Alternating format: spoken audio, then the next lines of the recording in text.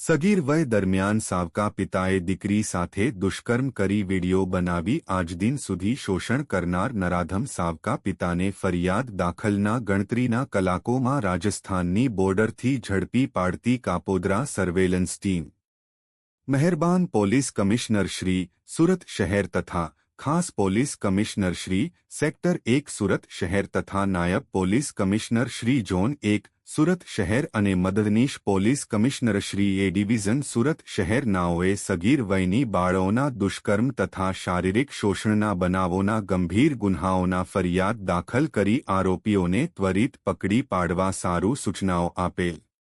જે ગઈકાલ એક ફરિયાદી શ્રી નાઓએ ફરિયાદ જાહેર કરેલ કે સને 2013ની માં તેના સાવકા પિતા ભગીરથ નારાયણ ભાર્ગવ નાઓએ ફરિયાદી સાથે બળજબરીપૂર્વક ઈચ્છા વિરુદ્ધ શરીર સંબંધ બાંધી અને ત્યારબાદ શરીર સંબંધ બાંધવા માટે અવારનવાર શારીરિક અડપલા ચાલુ રાખી બીભત્સ કરતો વિડિયો જાણ બહાર ઉતારી વાયરલ કરી બદનામ કરવાની ધમકી આપતા હોવા બાબતેની ફરિયાદ આપતા જે કાપોદ્રા પોલીસ સ્ટેશન પાર્ટ એ આઈપીસી કલમ 376(2) F 354 A B C મુજબ પોક્સો એક્ટ 2012ની કલમ 4, 8, 9, N 10, 12 મુજબ તથા આઈ.ટી. એક્ટની કલમ 6, 6 E 6, 7 A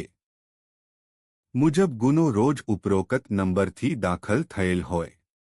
જે અન્વયે incharge second police inspector M R. Solanki નાઓએ જાત તપાસ સંભાળી લઈ આરોપીને ત્વરિત પકડી પાડવા સારું સર્વેલન્સ સ્ટાફના પોલીસ સબ ઇન્સ્પેક્ટર એમ.બી. વાઘેલા નાઓને સૂચના અને માર્ગદર્શન આપેલ। જે સૂચના અને માર્ગદર્શનથી પોલીસ સબ ઇન્સ્પેક્ટર એમ.બી. વાઘેલા સાહેબ નાઓએ સર્વેલન્સ સ્ટાફની ટીમ બનાવેલ અને સદરહુ આરોપીના મોબાઈલ નંબર મેળવી તેનું ટેકનિકલ વર્કઆઉટ કરતા સદરહુ આરોપી રાજસ્થાન હોવાનું હકીકત જણાઈ આવતા આરોપી નાશી જાય તે પહેલા પકડી પાડવા સારું એક મજબૂત ટીમ તૈયારી કરી જેમાં head constable Damjibhai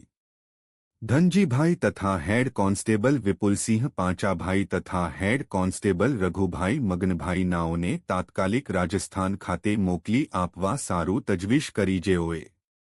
technical work તથા હ્યુમન સોર્સિસથી લોકેશન માહિતી મેળવી સદરહુ આરોપીને રાજસ્થાની બોર્ડરથી ઝડપી પાડી પોલીસ સ્ટેશન ખાતે લઈ આવી આરોપીને કાયદેસરની કાર્યવાહી કરેલ છે।